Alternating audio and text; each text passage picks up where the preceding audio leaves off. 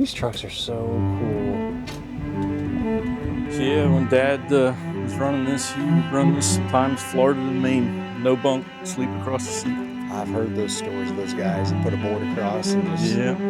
As he was getting older, he would joke about driving a tractor cross country, and I never thought he would do it. But if you know my father-in-law, I should have known better if somebody would dare him to do something like that.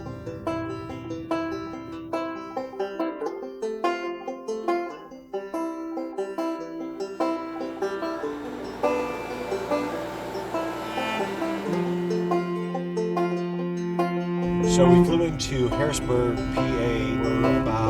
It's been about an hour drive east, and I think we're on the west side of Philadelphia. We're getting ready to see Earl R. Martin Inc., and really excited about this one. They actually submitted an application to come out and do this video shoot, which is pretty cool. They wanted us to come out and do this, but they've been on BulkLoads, I believe, since 2010 or 11. Really cool company. We're up here in Dutch country, you can see, but they have an old semi-truck collection, like antiques, like what the father originally drove, which we're really excited to see.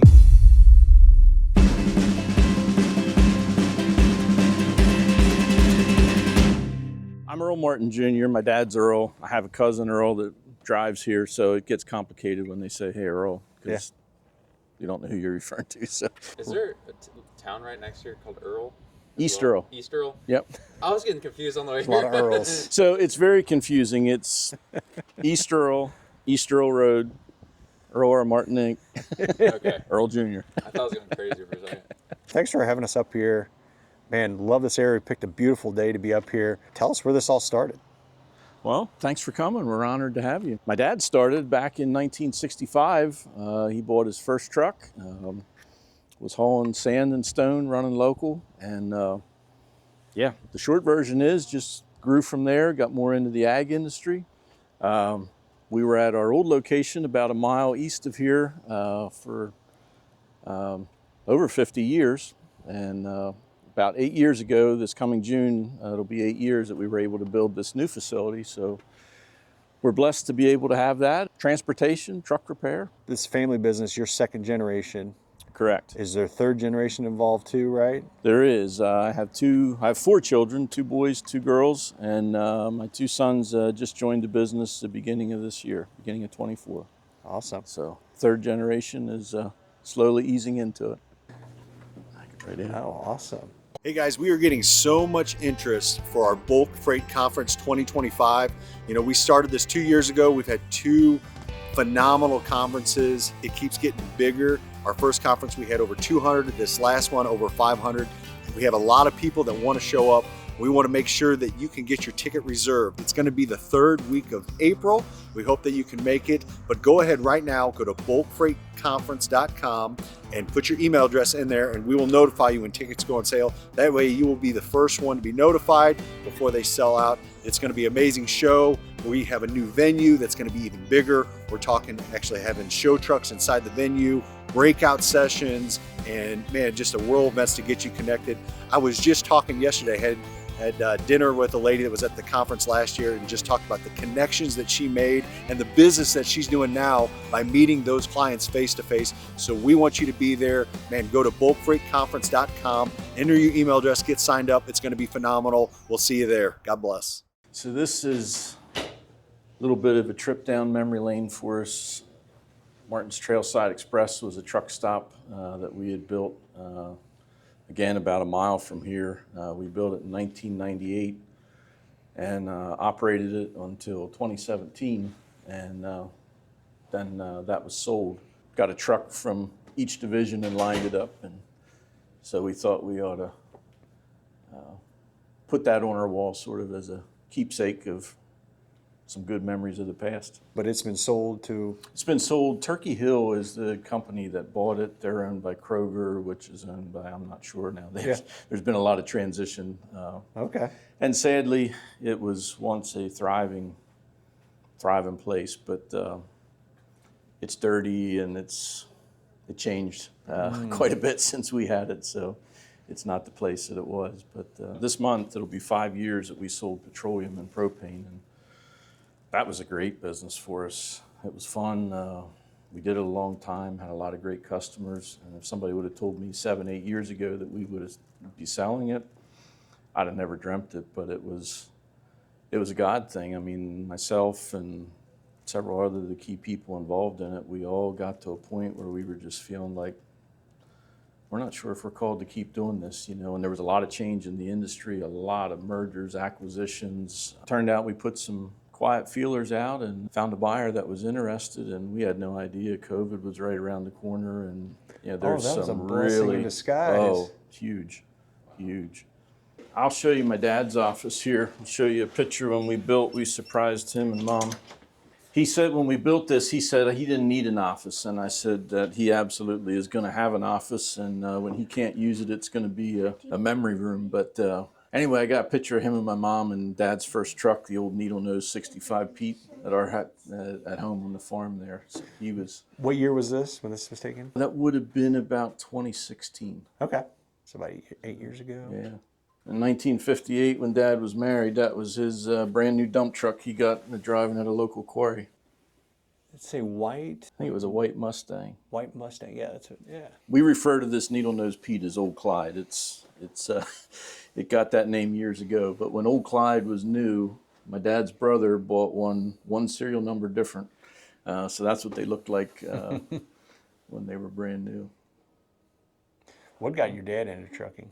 He grew up on a farm, was a farm boy, small dairy farm. He loved farming, but he also thought he would enjoy trucks, so he drove truck for a while till a local farm came up for rent, and so he got into farming. He farmed for 2 years, and then that farm was sold, and it went for more than he was able to swing, so he decided to go back to trucking, and the rest is history. Hi, how are Hey, you? Eric. Eric Skelton. Jared Flynn. Good to Jared, meet you. nice to meet you. So your main role is. I'm the director of happiness. There you go. I Keep kind of everybody handle the logistics aspect of this. I handle safety and compliance for the company as well. Larry and Chris, they pretty much run this division. I'm just I oversee it, and I do the rating and things of that nature. Hey, Jay, Enjoy it. Senior just rolled in. Oh, did he? nice. Okay. Oh, you coming around? Yep. There he is. How you doing? Okay. Good to see you again. Yeah, likewise. Time to Got start your- around a little bit Got your again. buggy all ready to roll there? Yeah. Nice. I see you didn't modify it with any lights or anything yet. I don't even have a 2-speed transmission. Is that right? I got it settled for whatever I got. It looks pretty good. Looks like it does the job. Yeah, it does. That's good. Good to see you, Earl. Good to see you Likewise. again. Yeah, you're getting around good. Well, nice to meet you. Yeah, guys. you too. Yeah, we came up from Springfield, Missouri. So this is a heck of a company that you started. Yeah, the Lord blessed me with good people, and we tried to serve our customers well, and it was good to us. They said they have a lot of hard questions, and I said, you're the only one that can answer it. You're the one that knows it. They don't have to be too difficult to be on me. What was your favorite part about all this? Was it the driving? Was it the new people, the employees? Well, one of the things I really enjoyed was back when it was just me and a couple of drivers. I really enjoyed at the end of the week to sit down and do the book work. Before the days of computers, I used to just have a handmade spreadsheet where I'd break the expenses down and try to come up with the excess over expenses for each truck and see which. I really enjoyed that, but I found out as the company grew, some of the things that I enjoyed the most, I had to give up to take care of some of the things that weren't that fun. Yeah. But you enjoyed the numbers, the data, looking at Yeah, to I see the. enjoyed that, yeah. What would you say to all the young, the companies that are starting today? Because you got, we're seeing it right now, this generation of the boomers that are getting out of trucking, and people got to come back in and replace this, right, wrong, or indifferent. But what's your advice to the young companies coming up and starting in the trucking industry? Same as a person can buy a truck, and if they're a good operator, they can make a good living with the truck. But if you start adding multiple trucks, I know when I did, I had to build up to about 6, 8 trucks until I was really much ahead of what I could have been with one truck. But it just takes a certain amount of volume to, I mean, we hit slow spells and you had to keep your drivers paid whether they were really generating a lot of revenue or not. So would you say the opportunity, there's still opportunity out there, or there's not as much opportunity versus when you were starting in it? I would think there's still opportunity out there. I mean, there better be, or we're going to be in trouble. That's right. There's a special guy I want you to meet. This is Ken Kozer. Ken's been with us over 50 years. Jared Flynn, good to meet you. He has over 5 million safe miles, and he trucked for us till, helped me out, about 17 when we came in. Yeah. And so now he still has a CDL. He'll still jockey equipment for us if needed, but he helps out around the shop running parts, and a lot of wisdom, a lot of advice. When we don't know what to do, we go to Ken. I'm sure. You know he's stretching it out a little bit, guys. So, but anyhow, yeah, it's a pleasure to work for the Martin family all these years. That's awesome. Yeah. Congratulations on 5 million miles. That's huge. How many people do that? Not too many. Not too many. No. That's insane. No, and Kenny and I share love of 359 Pete's. That was always his John Deere tractors and 359 Peterbilts. Yeah. Pardon the Fun noise. stuff. Clean shop. Well, thanks. We try hard to keep it clean. Yeah. Super clean. So you met Ken Kozer in there. He's one of the guys that it takes everybody working together to keep things clean, but it's so much more efficient, safer, enjoyable, whatever. I mean, all the above. Oh, yeah. We have folks that we work for regularly who do their own general maintenance, just bring the extra bigger stuff to us. We have individuals, small fleets that rely on us to do 100% of their maintenance. We have folks that just bring their trucks to us and say, hey, just look over it. I've been maintaining it, but I want somebody, a little more professional to just eyeball it and give me feedback. So you might recognize some time ago you interviewed Colt Sharp Farms. Is this One truck of- in here? yeah, we work on his truck, so that's sitting over there. I smiled this morning because I didn't know it was going to be here, and I thought, that's a coincidence. But I didn't take a picture and text it. How do you do on recruiting? How do you find mechanics? we try hard to take good care of them. We're in a good spot. Obviously, we hire for skill, but the culture is important. You can have a very skillful individual that if it's not the right fit, it's not going to work. Yeah. And that's no disrespect to them. It's just our culture is very important to us. Yeah. Ken, I'll introduce you one of my other boys, Taylor. Hey, Taylor. Yeah, Jared This is Flynn. Jared. Good to meet you. The other thing in our old shop, everybody was so tired of carrying containers of oil, antifreeze, windshield washer fluid, you name it. So we decided that if we build a new shop, we're going to have drop-down lines for every bay. So we have everything from windshield washer fluid to your oils to grease to air. When you think about just long-term efficiency, how much, I mean, if you really can't scale, how much time savings, like you start mapping it out. It keeps hoses and cords off the ground, so tripping hazards are not eliminated, but it's reduced. Yeah. Back issues because, guys were carrying jugs of this, and so it does really made a huge difference. Three big record trucks? Yeah, 2 of them are set more for like tractor swaps, just towing road tractors, long distance or something like this. But this loaded triaxles, garbage trucks, that type of thing, accident recovery. We had a couple at our conference. They're down out of Wichita, Kansas. But if I remember right, they were saying like one of these trucks brand new, like more than $500,000. Oh yeah, I mean, to get they're pricey. Yeah. This is a 2014. It's not. I didn't buy it new. I bought it. It was actually in the Florida Tow Association show in 2014. But we bought it when it was a couple years old. But it served us very well. Yeah, we have our spill. We call it our spill trailer here, but we have it set up to go out on accidents or recovery stuff. Pumps and drums and. Oh, wow. Yeah, we can pump out fuel tanks and, if it's leaking oil or stuff.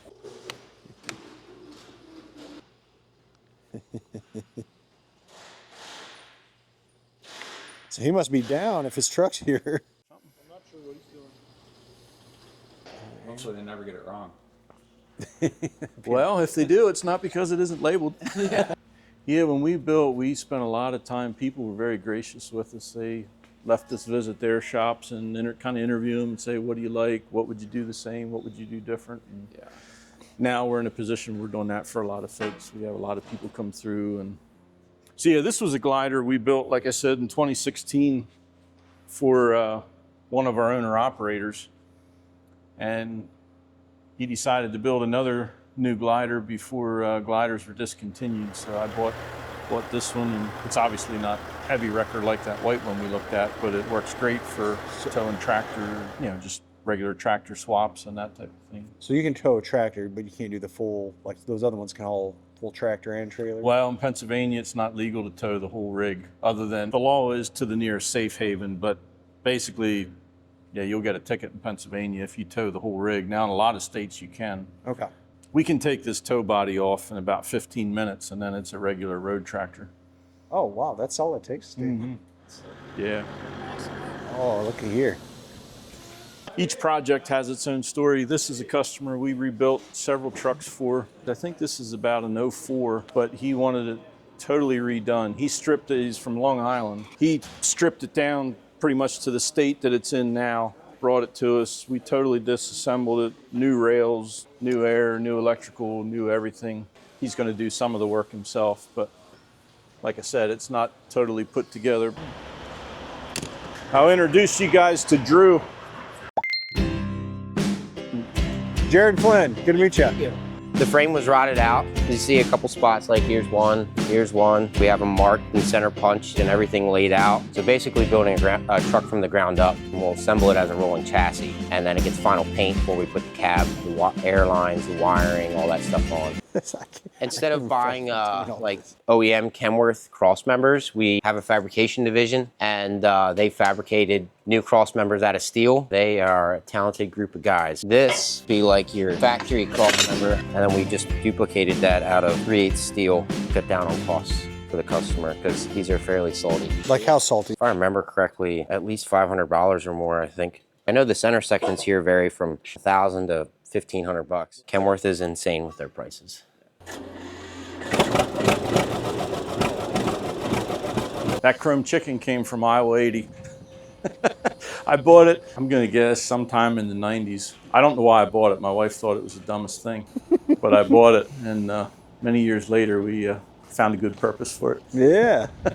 So what's the story behind the tractor? So the story on this was sort of a family joke with my father-in-law that became a reality about 10 years ago. He was a farmer, raised crops, and also broiler chickens. As he was getting older, he would joke about driving a tractor cross country, and I never thought he would do it. But if you know my father-in-law, I should have known better if somebody would dare him to do something like that. Bottom line is he wanted to do something different that others hadn't done, and he decided that he wanted to do it for a cause. So in 2014, he drove the tractor cross country from New Jersey to California, raising awareness and funds for the Wounded Warrior Project. In later years, he made 2 more trips, not quite as long, but still almost coast to coast. I think the tractor, not sure if the odometer is on it anymore, the tractor has between 13 and 15,000 miles on it, pulling a camper, going coast to coast, and it was raising awareness for vets, first responders, those who served, dealing with PTSD or anything, just a thank you to veterans that had served. And he raised a lot of awareness, met a lot of neat people.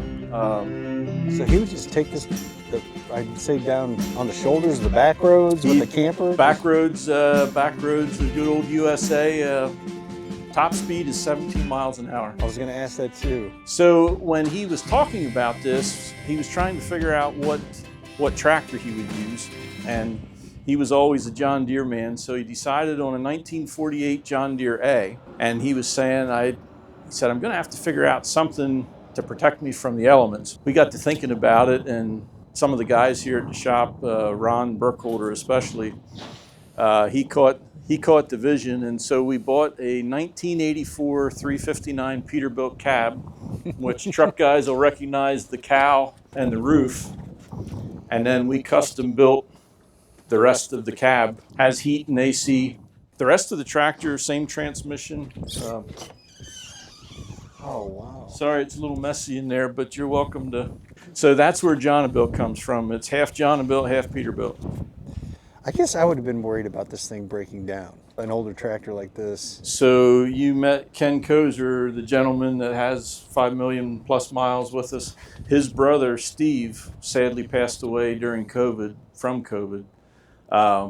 But he was a lifelong John Deere man. And so he went all through this tractor, and he was the phone support. If it was running rough, my father-in-law would record the sound and text it to him, and he'd tell him how to adjust the carburetor for elevation. And that's impressive. So yeah, he had some great support.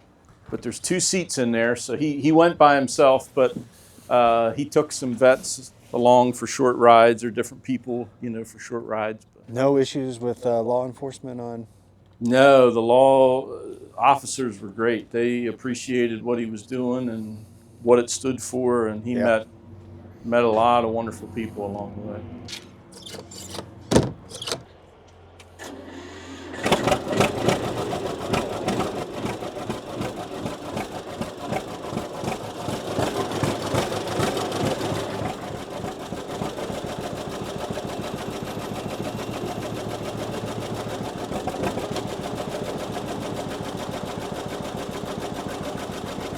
Tires are on backwards. They are. They ride better that way? So they wear a lot better. Surprisingly, you will get over double the life with them on backwards. But he was out west and he talked to some farmers out there. I might not have my facts 100% straight, but there was some type of protest many years ago where a bunch of farmers drove their tractors an extensive amount of miles to protest something, and they figured out that the tires wear a lot better with them being flip flipped. them around. It makes some funny looking tracks when it's going. But yeah, I don't know of any other Jonabuilt.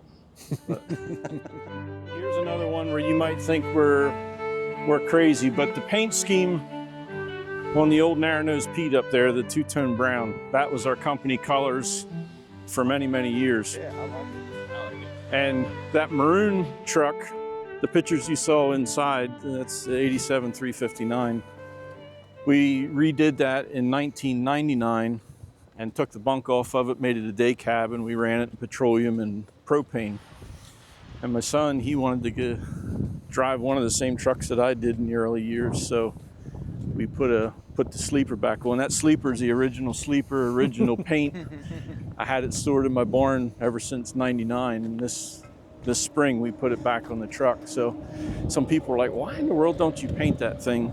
And I'm being a knucklehead. I'm saying I don't want to spend the money to paint it. I like it just for sentimental purposes. So that's why she's a little mismatched. One of one. So there you have the newest and the oldest. Dad's first truck and a brand new EB trailer we didn't put in service yet. It's ready to, just got it ready last week, and oh, nice. We'll put it in service later this week.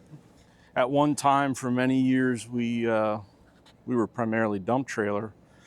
We hauled a lot of fertilizers with today's requirements and washouts and not mixing products and that type of thing. We're primarily just pet food ingredients. I don't like the way the rear axle lifted. Looks as good as the front axle lift, but it rides better and with the rear on the back. Yeah, huh. Surprised you wouldn't think it would make a difference, but it does. I guess I never thought about it because typically you see the front axle. The front, yeah. But no, EB builds a nice trailer, and then we customize fair amount. We move all our valves and stuff. We build the box. EBs will put stainless on themselves. We made our own. Dump valve and all the valves and stuff we put in the weather tight. So you guys, these are all permanent vibrators versus the... Yeah, we put 2 permanent on each hopper. We're goofy, but we change it up a little bit. A lot of hoppers, basically all hoppers, have the tarp crank across the back. Just goofy, but I like to keep the back end clean, so we put a dump trailer setup on the side. So Oh, you can, yeah. so there's nothing wrong with the way they do it. It's just nice to clean up the, Keep the bag nice and clean. Oh, You might see a lot more people running this setup after this video. Appreciate how to get that, yeah. and then that stuff, like we'll etch people's names in their sneakers and just little stuff to be different.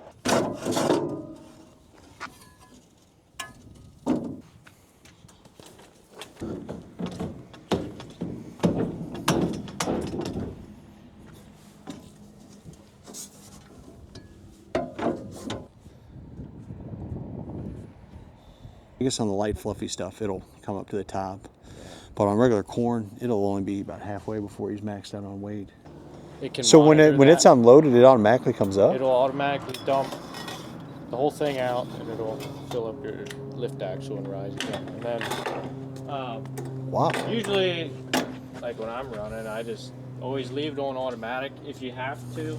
If you're live loading or something where they're going to drop product really fast. Yeah. And you only have one axle, you're just gonna squat the thing right out. So what I'll usually do, they have a valve down here. If you're live loading something heavy quick, I'll hit that and it'll keep the axle down. But most of the time you just leave it in automatic, and if you're loaded, it'll go down. If it's empty, it'll come up for you. I didn't know that. I always thought that they had to manually do that. That's Most trailers are that. okay.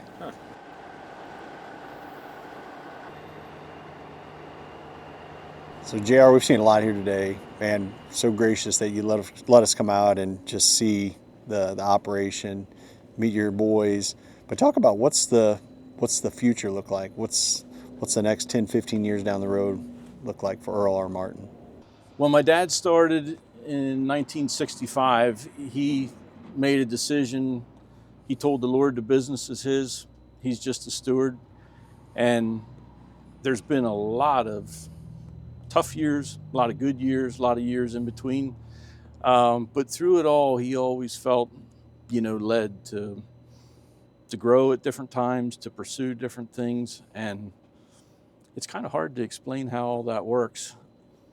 But I would say the same thing. I mean, I've been blessed to work by Dad for a lot of years, work with a lot of great people. It's not about me or him. It's about the people we work with, our customers.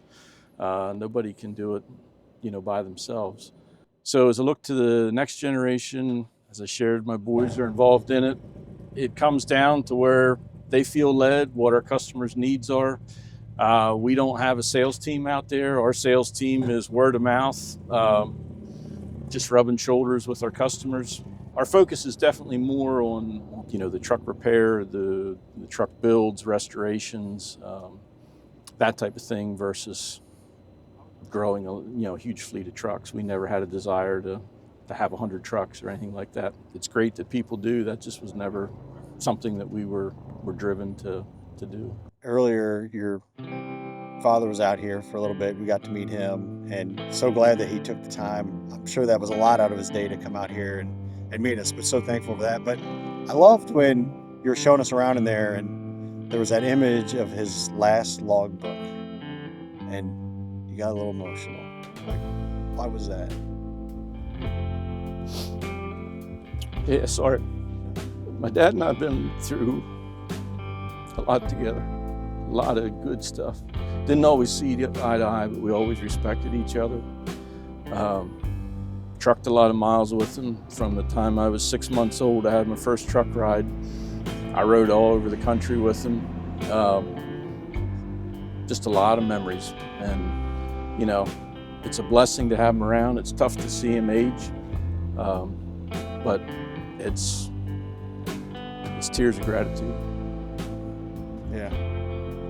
I could just tell by meeting him that he was, number one, a man of faith. Talking, that was the first thing he said, being led by the Lord. I can tell that you're carrying on those same footsteps with him. Well, we're far from perfect. We make mistakes every day. If there's a mistake you can make, we probably made it. But, you got to keep on keeping on. And like I said, we're blessed with good people. And when you make a mistake, it's what you do about it that makes a difference. You talk about trust. Because in business, when you're working with people, people have to trust you. Because I think that's something that's missing today.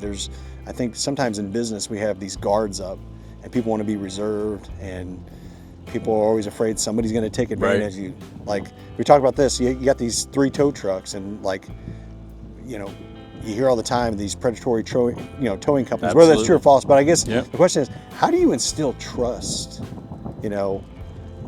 in people they work with? How do you get to that level where they know that, hey, I'm going to bring this truck down, and you guys are going to work on it, and I trust that you're going to be fair with me? We're truck guys, obviously, but there's so much involved with that. And in full disclosure and honesty, it's something we're still working at, to try and get better. Because when we're entrusted with a major project, that's a major deal, whether it's a fleet or an owner-operator. And we're working hard to do better on our end with communication, talking through exactly what we're doing that may be different than another shop. I think it's just one thing I've learned in business, that you don't have to have the best product, even the best service, but you have to make sure that people trust what you're doing, and Absolutely. you have their best in mind. Absolutely. Yeah, that's a lot of, in the history of our company, we didn't have a lot of, contract work or things that were all spelled out on paper, but it was a handshake and it was your word. And that's a fun way to do business. Yeah, with a handshake and your word. Thanks for taking out most of your day to spend with us and allow us to showcase this on our channel so other people can see and hopefully find value, or they will find value just in seeing some of the things that you're doing. Maybe they can incorporate in their business. So thank you so much. God bless you. Thank Appreciate you. it, Likewise. Yep. Thank you.